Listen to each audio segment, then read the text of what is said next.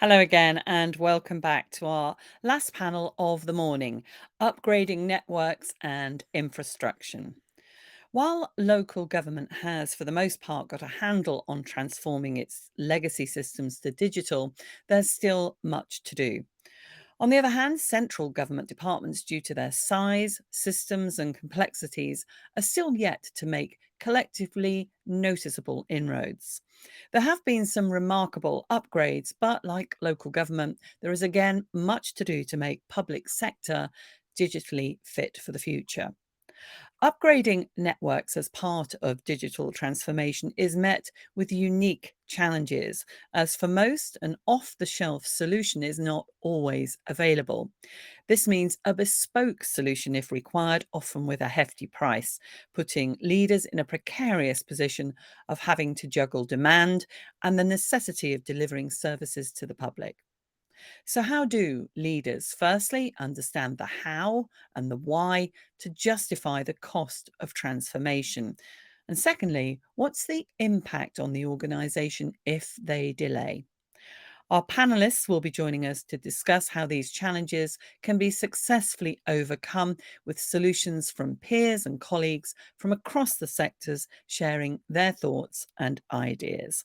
On this panel, we have Mark Hawthorne, Digital Champion for the LGA and leader of the Council for Gloucestershire County Council. Tim Spires, Director for IT, Innovation, Digital and Transformation at Oxfordshire County Council. Matt Robinson, Head of Nations and Regions Tech UK, and Lee Rickles, Chief Information Officer, Humber Teaching NHS Foundation Trust. Mark, let's start with you. What's Tech UK's digital index saying about the digital sector in different regions of the UK? Thanks, Sue. I think it's a really interesting discussion we've been having about our tech sector, because we're really keen to try and understand what the building blocks are that make up a strong tech ecosystem across the UK. And that includes things like digital infrastructure, digital skills, digital adoption, finance and investment, R&D, as well as trade, and trade support in there. And there's a real mix across the UK. It won't surprise you to know that there's a north-south divide as well as an urban-rural divide that's taking place. But what we found that when we're pushing this is we use a lot of public, open and available data to us from a lot of different agencies. There just isn't as much data or as much transparent data or as much data that can be shared and understood in a way that's in sync across the UK. And that makes it really, really hard, not just in terms of the private sector understanding where's best to invest, where's best to locate themselves, but also for the public sector to understand just how they're placed on their digital journey, where they are in terms of measuring with their peers, and where they are in terms of actually improving their own systems. And because we don't have a lot of that data available, that impacts on decisions being made. It slows the process down, but actually it also has an impact in terms of skills in particular, because we know that we need to start training people, investing in that right now. But if we don't understand where we are on that journey, it makes it really difficult. We've seen great strides on digital infrastructure in terms of super fast broadband, gigabit broadband rolling out across the UK, increasingly 4G, 5G, and now 6G. But the others, they're slower in terms of that change, and it's making it really difficult for both public and private sector. Tim, how's your council using data and analytics to improve operations? Thanks, Sue. So Oxfordshire County Council, key area is improving outcomes through the use of data. I'm just about to appoint a new head of data insight and intelligence to support us with this. And what I would say is, like most organizations, we have lots of pockets of data and data teams across the organizations. And so my current priority within the organization is to join those pockets up so that we get better outcomes across the board.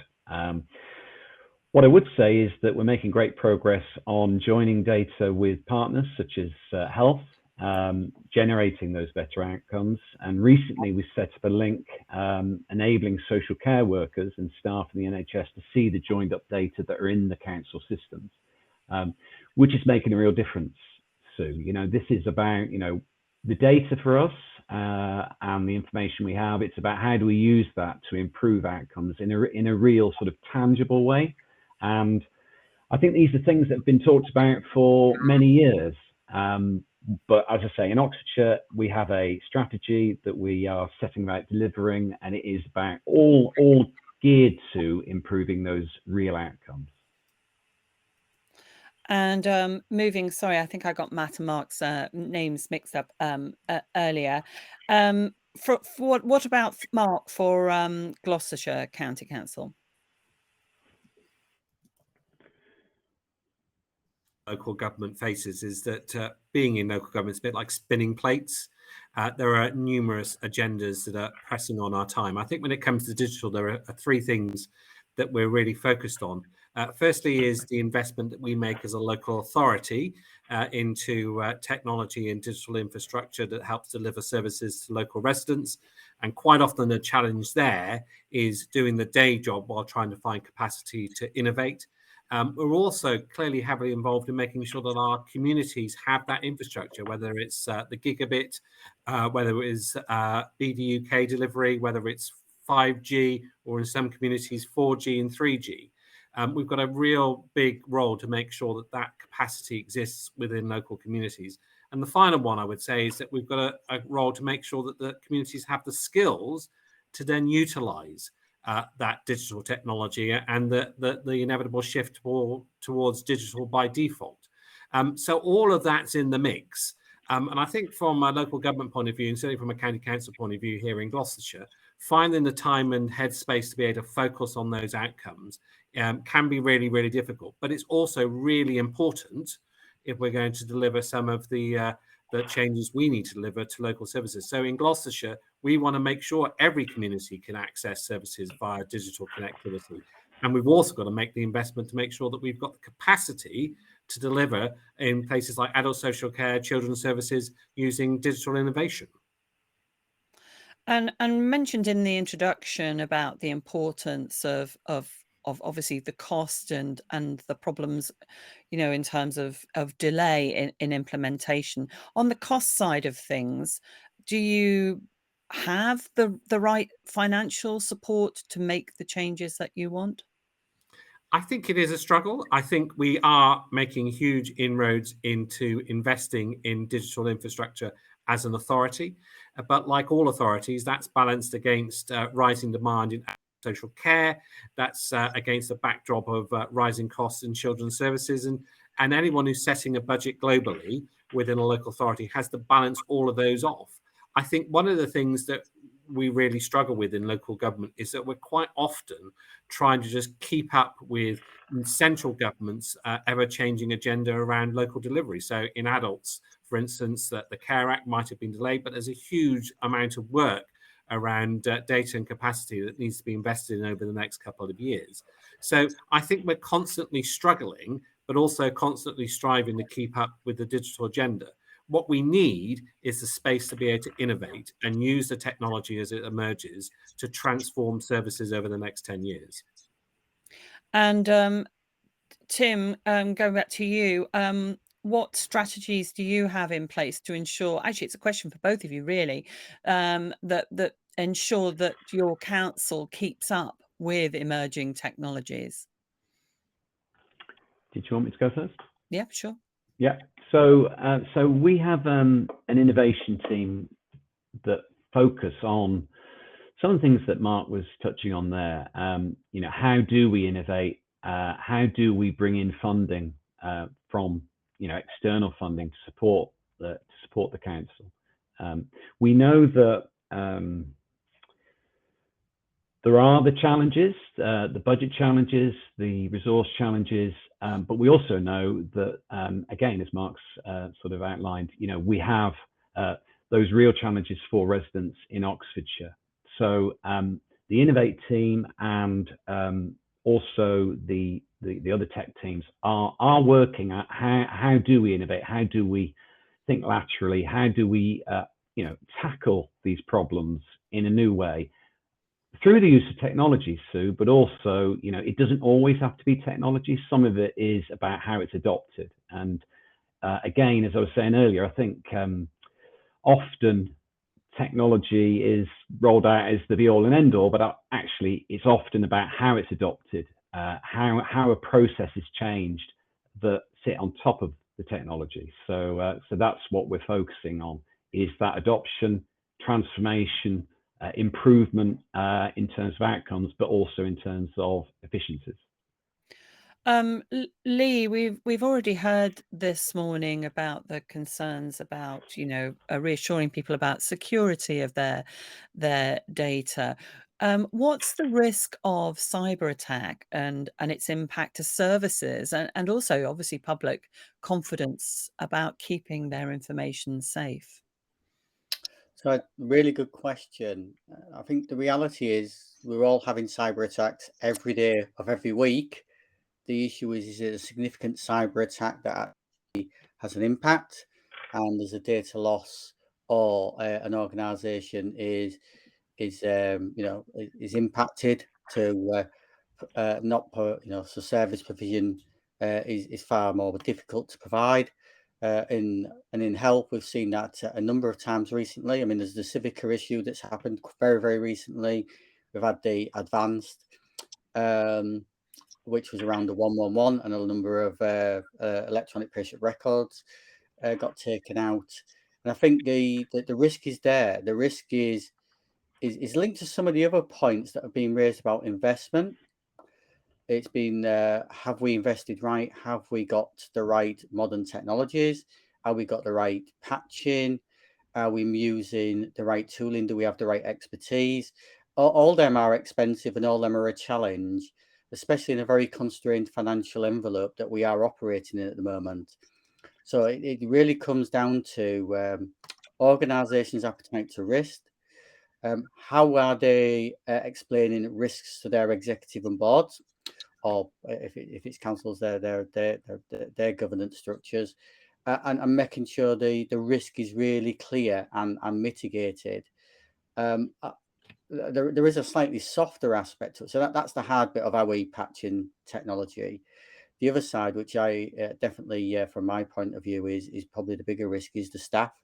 It's people. It's the human aspect of doing something silly, fishing, spear fishing, that type of thing. So not necessarily your technology isn't patched and super duper protected, but somebody does something very silly and then provides access. In a number of cases, that does create a significant risk. So it's a very real threat. It's one that now we're on significant use of digital services can have a major impact on the ability for any organisation to operate. And that's not just on providing social care records or health records.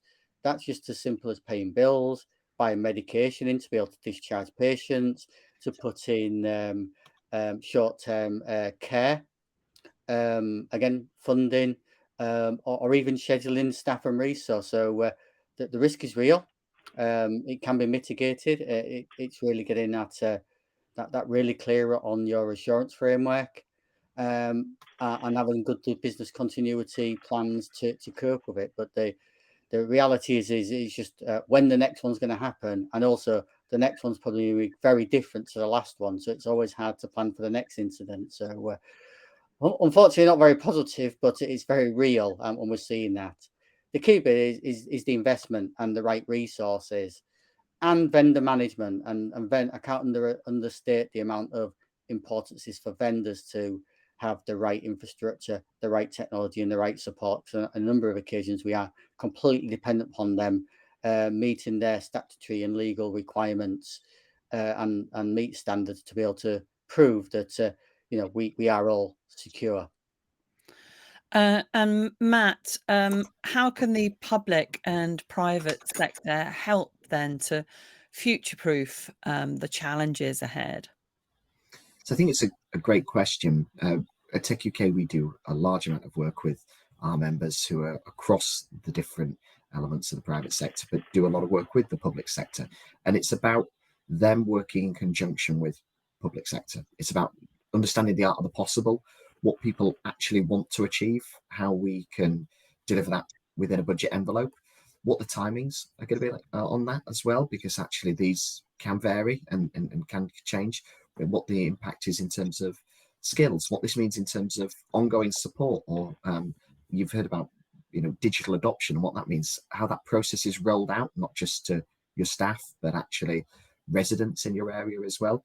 So it has to be a broad conversation and coming together on that. I think sometimes there can be procurement activities that take place and they don't fully understand that or don't try and anticipate some of that, and that can make it really difficult, because there's a risk of entering a bit of a blame game here, of pointing at each other, of that was never said at the beginning, or we didn't really quite understand that.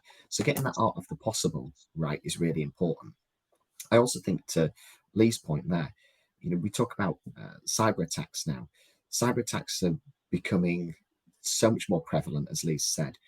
What we know is that they will try and look for weaknesses in the chain, whether that is through the public or the private sector, whether it's whoever they can use to infiltrate, to attack and disrupt. And you're not dealing with rational actors.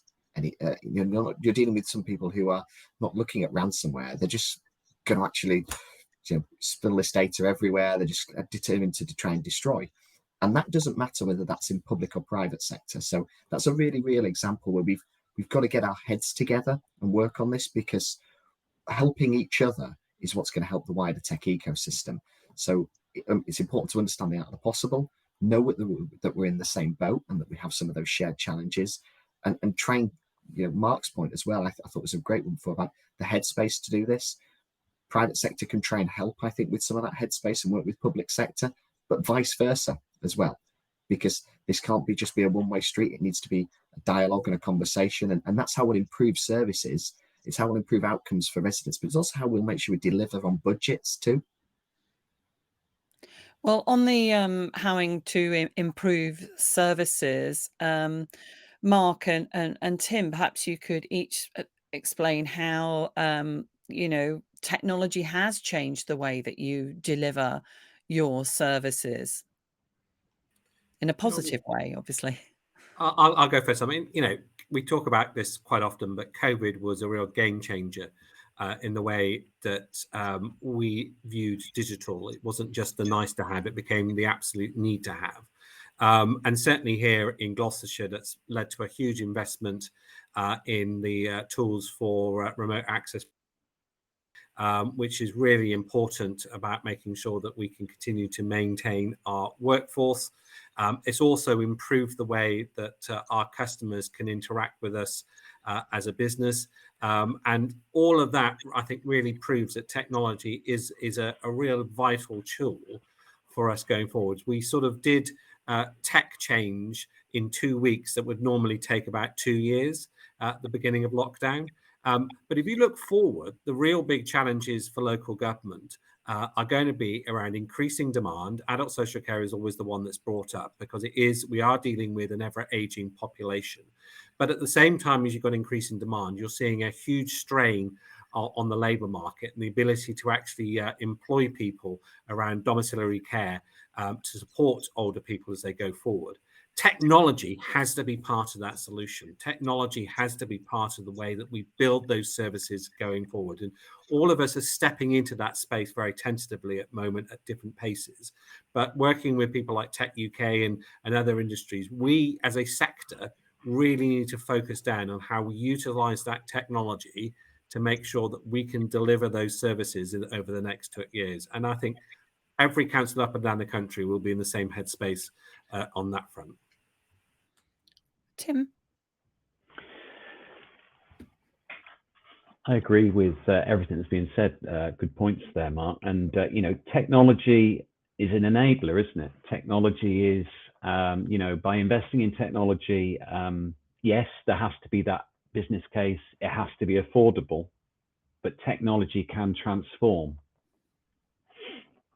Key to this, though, is, as I was saying earlier, is that it is that we do change processes. We do, we do fully adopt the investment that's made. And as well as that, we need to look at, digital inclusion. So in Oxfordshire, we've launched a digital inclusion charter, which is, led by the county council, but includes a number of partners across the county. And I know this is going on around the country. I'm sure others are doing similar, but it is really important because actually we know there's sections of society that haven't got access to technology. So it's important that we take them with us on this journey. We make it accessible for all. But going back to your question, Sue, about technology, it is ever present in everything that we do. And as Mark said, the pandemic sort of pushed that on a number of years. Exactly how many, who knows, but a long way at a very quick pace. And we've now landed the other side, so to speak, to a certain degree. And it's now about how do we sort of, build upon that and make sure that we are adopting. I keep talking about adopting and transforming and improving those processes, don't I? But I think that is key to sort of get those benefits for outcomes, residents, citizens, but also for councils such as my own. Just on, if I could quickly weave in case we don't come back to cybersecurity, Sue, the other thing that I'm not sure came across before is that, we know that it's the human element. We know that if the hacker's going to get in, it's probably going to be through a phishing email or something similar. So one of the things that we've invested in Oxfordshire is a cybersecurity team that are communicating regularly to our councillors, to our workforce about those, sort of think before you click, strong passwords, all of those sorts of things. So I'm just weaving that in on the back of the earlier question. Yeah, that's fine. Now, we've already had, we mentioned in this session, and also Stephen mentioned in his keynote earlier about how the pandemic had transformed the way that everybody accessed information and used digital and our computers and what have you. And we've just had, a mention to inclusion. Lee, how can the public sector reduce digital poverty? Because obviously during the pandemic, there were some people who were in serious trouble, particularly when it came to, say, accessing education. So yeah. I think the reality is to deal with the digital poverty issue.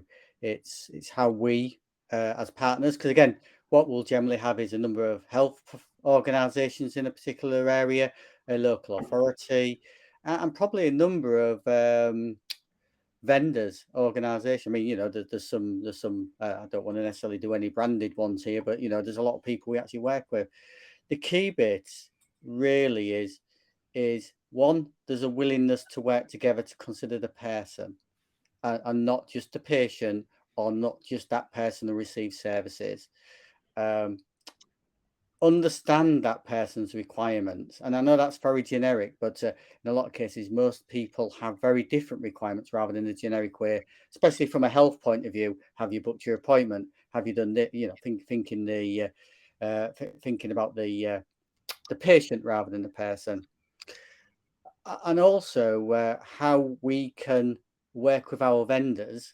We do that very much in our region with a number of our network vendors, of how we can provide tools and accessibility, either at a subsidised price or we gift in our patch. But we're doing it from the point of view it actually adds some value, not just for the health and social care aspects, but for the person in totality. So the education one is a really good example.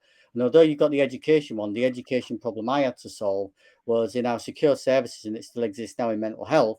How do we continue that education, because that person isn't going to come on site, and how do we create the computer-based training packages? How do we get the people so they can work remotely, and during COVID, we did actually stand a lot of the help straight away. The key bit is it's about redirecting funds I've already got, accepting there are benefits for doing that from a qualitative or quantitative point of view, and accepting it's a system saving.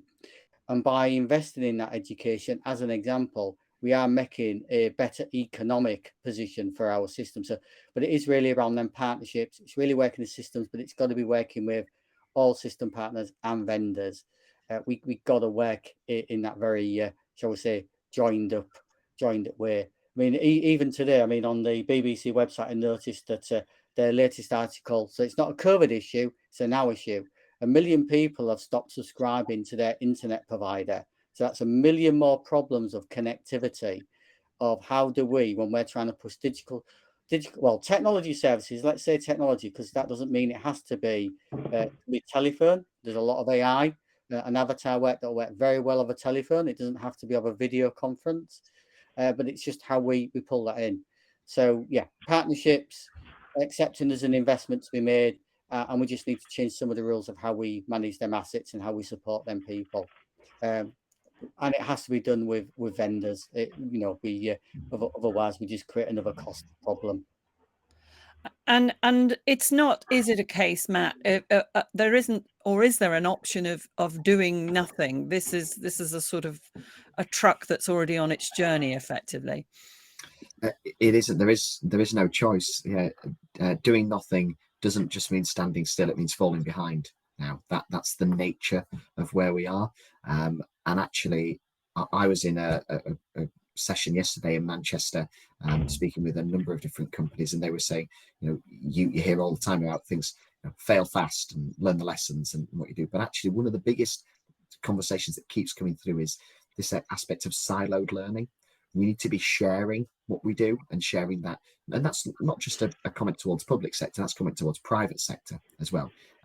Making sure that we're sharing what we do and we understand how this can have applicability in other sectors, how it can help and how it can benefit, where some of the pitfalls are as well. There's also a big temptation to jump on a bandwagon. And for those who are watching, playing ChatGPT bingo, I will bring it up.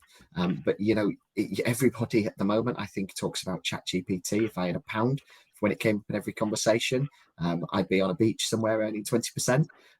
But actually, what people need to do is they need to understand what this can really do for their business, what this can really do for helping public sector as well, and helping service delivery. It can be quite eye-catching, but is it going to deliver what you want it to deliver?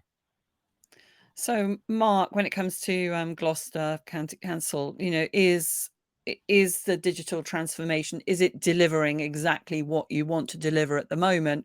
Are you making it sustainable? Have you introduced best practices? Are you effectively on track for all that you want to do? I think that's it's like the carrot's egg, isn't it? We are in parts. The key thing for us is that we are investing. We're heavily investing in our infrastructure. The pandemic led to much of that investment, because clearly when you start to instigate more remote working and more remote access, you suddenly find that your existing infrastructure probably isn't up to the job. But we are also investing in it. It is absolutely key into the way that we deliver some of our key frontline services. So in children's services, having gone through a journey with our children's services and heading towards good, technology plays a really important part in delivering children's services and delivering good outcomes for children. In adults, we are juggling constantly with ever increasing demand. But if you look towards the implementation of the Care Act, and many councils are just cracking on because they know it's down there at some point anyway, technology is going to be a real key driver for all that. But I think also picking up on the point that Matt made, that we also need to make sure that when we start delivering this technology in the way we deliver services, that we bring all of our stakeholders together, including our communities, that we don't create pockets where communities feel like they're left behind. And there's a huge amount of investment that many councils still need to do in making sure that the digital skills exist within those communities as well. So I think we're on the right track. But as always in local government, if you ask me, could I do more? Well, if you gave me more money, then definitely we would. And in fact, we have a question here from the audience relating to investment. It says, the pandemic helped the organisation to value capability of technology. How can digital services continue to be recognised and receive the investment it needs? I appreciate that other services such as social care and housing is important, but how can digital be at the same level? Who would like to take this as our final, I think, answer here? Yep. I'm happy to come in, Sue. I think it's a really good question. Really well put, and I guess that's at the core of some of the challenges that we have. But what I would say is it is about aligning technology to the challenges in social care and housing, as those examples of service areas there. It's not a separate. This is one thing. So when we're looking to improve outcomes, technology needs to be aligned. There needs to be business cases put forward to leaders in councils as to what's the benefit, what do we get from this investment, and how will we do it, and making sure that that's followed through to its completion. Thank you very much, everyone. That's thanks to Mark, Tim, Matt, and Lee. Another keynote now with Alison Pritchard, who's the Director General for Data Capability for the Office of National Statistics. Alison, welcome to the virtual stage. Thank you very much indeed. I'm really delighted to be here today and caught an awful lot of the last session. It's always good to hear from and engage with sort of local government colleagues. I just don't think we do enough of that. So I've also spent some time removing the word chat G thingy from my note, just so I don't contribute to the beach fund any more than is necessary. But I will talk a little bit about large language models and how we're looking at them within ONS. So for those that I don't already know and I haven't met, Alison Pritchard, I'm the deputy, or I'm one of 3 deputy national statisticians. And then I very quickly point out to colleagues, I'm not a statistician. My background is fundamentally over the last few years in digital and data. I'm also therefore the Director General of our data capability in the ONS. Prior to ONS, I've been here just under 3 years now. Prior to ONS, I was leading the government digital service, oversight of things like GovUK, initially considering some of our EU exit activity for our digital portfolio. Probably the first time that any of us can remember where our digital systems were not necessarily the laggards in our policy approach and getting ready for exit. Then during the pandemic, and I was listening to some of the conversation before around technology, I was the person that the then Cabinet Secretary rang and said, we need government to be working remotely overnight by tomorrow.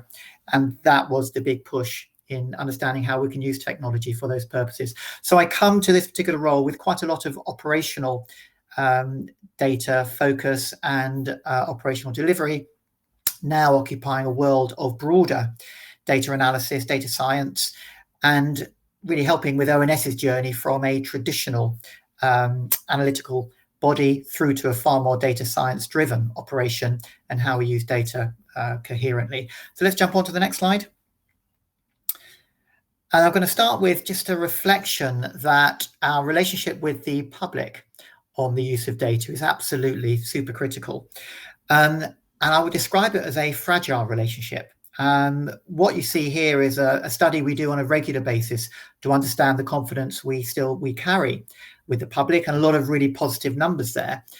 But underlying this confidence that the public have around statistics, analysis and data is an anxiety that people carry, citizens carry, around how their data is being used.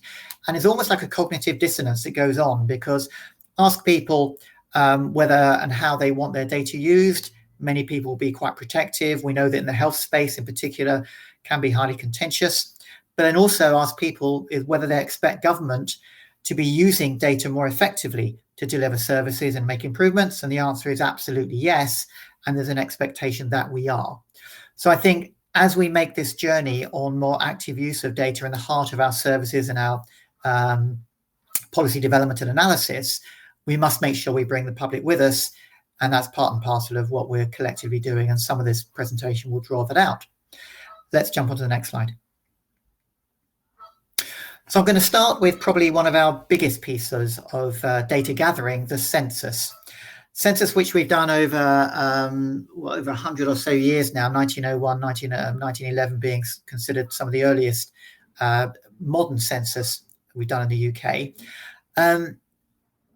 The 2021 census that we all have in common, pretty much all of us will have completed that particular census, takes place, as you know, every 10 years. This particular one was the first that was wholly online, or at least predominantly online, which doesn't sound that amazing. But when you remember that censuses are only done every 10 years, and actually the iPhone had only been around for 15 years, whatever it is, then actually the move to a totally digital census gave us the biggest response we've ever had at over 97%. And that's an enormous coverage of the nation, and therefore the confidence we can have in the outputs. However, we and other nations believe that we may not need to do the same approach in the future. And so one of the goals we have now is to find a way to ensure that the 2031 census, will not be needed, and we can do something sooner, more accurately and more frequently as part of our model of how to do population and migration statistics in the future. A lot more use of administrative data, and I'll come on to explore that in a second or two. Let's jump to the next slide. So for many people, or for some people, we think of the census as being a kind of a single number of population statistic. We're all interested in, has the nation grown or shrunk? And what does that migration figure look like? So we need to be able to, at the heart of the population statistics, have that answer. But in reality, there is so much more information that's derived from the census, underpinning more regional and local understanding of how our population is comprised, its characteristics. It draws across into aspects of housing accommodation, how we live as a group. And also then we're looking at how we can generate more longitudinal data, how we can derive outcomes over a period of time from that growing data set that we have. And this kind of more regional and focused level of information, we will need to find a way to maintain that rich picture, which the census only every 10 years provides us at the moment. We take one example. If you think about our ethnicity, we're often filling out forms declaring what our ethnicity is in many places. There is only one single place where that's officially gathered, though, and that is the census. So we need to be able to maintain quite a broad range of characteristics within the population, within the model that we project into the future. We jump to the next slide. So admin-based migration statistics is based on bringing together data that exists within multiple sites, both in national government and within all our local authorities as well, actually. And when you think about the core data that's held within DWP, HMRC, Home Office, you'll see a range here of examples where we're in the process already of bringing aspects of this data together to be able to project, well, not project, but be able to define what the migration and the statistical components of society are at the moment. This is generating what we're calling a dynamic population model, and we're on a journey to understand how frequently we can therefore generate, at the moment, what is every 10 years, we know could be achieved annually, possibly even more frequently than that, and therefore give us more timely data at a local and regional level that can then play into further policy development. So this journey on administrative data requires real breakthroughs on data sharing and data utilization, which we know is still quite a bit of friction and a barrier to more effective use of data more generally. And often when I'm asked about the impact of the pandemic in terms of the impact on data sharing and data usage, I think I make up a number each time, but it feels like we accelerated by about 5 years that journey we had been on, because there was very clear use cases that drove the movement of data across boundaries and overtook the more usual risk-based concerns. However, we need to find the right balance between the risk associated and the outcomes that are achieved. But at the heart of the dynamic population model is more volumes of administrative data being put to active use. Jump on to the next slide. So we're in the process of a consultation, which is due to launch in June. This will go out to all the groups you see in that middle chunk there, with the aim of really deriving our understanding of how we can ensure that anything that is done differently to traditional census fills the gap in how the data can be used. And also, I think, picks up on those points around better longitudinal understanding of data from this space, and also exploring public engagement considerations around using data in this form. So this is kind of a multi-part consultation looking to use the data that we have And the expectation is we will make a recommendation to Parliament, the National Statistician will make a recommendation to Parliament by the end of 2023 or thereabouts, giving us plenty of time to work out whether we can introduce this in short order or whether we're still working towards either a full or partial census to fill in some of the gaps. So the methodology is really important around the framing of how we move into this space. And I should say a lot of other nations who undertake census every 5 or 10 years are also going through a similar journey. And the impression is that we're up there or ahead of the curve in our thinking, and the dynamic population model is already quite sophisticated in mirroring what we know the census generates. Jump on to the next slide. If I talk a little bit more generally now, there's usually a little diagram that seems to have jumped off this particular slide. Consumer prices, including housing, inflation, etc. We heard a little bit about cost of living in the previous presentation. We are seeking to find more administrative, more relevant, quicker forms of data to be able to support at a more granular level the CPIH index. And a prices transformation program is seeking to tap into some of our core pieces of data. So we know that house prices, rental prices are a core piece of analysis. Well, we can tap into data from various websites around rental prices on a real-time basis. Car prices, for instance, straight with car retail sellers. Scanner data from supermarkets becoming the most effective way to look at real price changes. And if you think of the example of Tesco, and I'm not picking on Tesco here, but Tesco, for example, appear to have quite a dynamic loyalty card program at the moment, with almost dual pricing appearing on supermarket shelves. And therefore, if you are a member, you get quite a big discount. If you're not a loyalty card holder, you don't. That's quite a challenge for ONS in generating inflation figures, because these are two prices, but what price are people paying? And therefore, the scanner data becomes more important than merely the price advertised data. So the ability for us to draw on data in real time from source allows us then to also give more granular impact on inflation regionally, inflation by sector, and also in a sort of a quicker form as well. So this journey towards real-time data from source generates challenges that we're in the midst of progressing at the moment. So quite an important bit of transformation for us. Next slide. Oh, there it is. Next slide. Thanks very much. Only 30 seconds, I think, on our business survey transformation. And this is the work that we do. And if you're part of a business on this call, you'll know that quite often you might receive a survey from ONS to complete. This has been the case for many, many years. We're now moving quite swiftly towards seeking to gather information directly through API linkage with large industry, or through accounting software to enable companies to direct appropriate data to ONS where it's called for, rather than sort of act as a middleman when we seek people to provide us with relevant information. So this is a step towards a slicker way of gathering data across organizational boundaries using technology to make that quick and effective. Let's jump to the next slide. I want to say a little bit about what we're doing for the strategic approach to data. The future of data, and I've been using these 3 L's for a while now, the concept of linked, the concept of local, and the concept of longitudinal are where the future focus is now on data. Linked because we know that the more we can index data, the better we can then link it. And that provides a large amount of additional insight that cannot be derived from a bilateral sort of view of single data assets.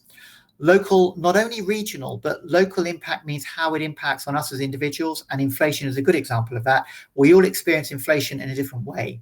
The more that we can derive that granularity, the better insight we can provide to others on how cost of living, for example, is impacting on us. So that localized, deeper digging is important. Longitudinal, we just don't do enough with longitudinal data. This allows us to look at impact over a period of time. The real investment in longitudinal data is that point of generating the data asset You don't necessarily get the value until after a period of time. So we need to put the upfront investment on longer longitudinal data assets. Next slide. I'm going to pass on this one because I want to say a little bit about integrated data service, which I think is the next slide. I just want to finish on this particular slide, I think. So I'm the SRO for a government major program called the Integrated Data Service. It's transformation in 3 areas. This is a trusted research environment, therefore accredited against the Digital Economy Act, but it's transformational in 3 ways. It's multi-cloud, it's cloud native, and it's distributed data. So this is not a data lake. This draws upon data where it sits in situ. It's cloud native, so we're using the latest tooling, including the opportunity to draw on large language models, training that on the data that we hold. In the space of data, it's transformational because it's derived from the Reference Data Management Framework, which is a series of 3 indexes, demographic, address, and business, that allows every data asset to be linked to any other data asset with a few lines of SQL and a little bit of Python, and a core series of integrated data assets, such as leveling up, net zero, growth, which allow us to operate on a thematic basis around those. And from a service perspective, it opens up the legal gateways of the Digital Economy Act and therefore makes research possible in spaces it's not already available in. So this trusted research environment is a few days, if not weeks, away from Digital Economy Act accreditation, and then will be made available. And I hope to draw in local government usage in due course. At the moment, aimed at analysts in government, devolved administrations, and accredited external researchers, and I hope in due course local authorities. I'm going to stop there because I had a lot to cover, and I think I've managed to get the most important stuff across, if not hurried, but I wanted to. Thanks very much. To be with us, and yes, you packed in a lot there, but I think everyone will agree that was really interesting and very full of insight there for the work that you're doing. We'll take a break now and come back at 2 o'clock for our next panel discussion on the issue, which was touched there as well, on cloud. Enjoy your lunch, and I'll see you back here at 2 o'clock.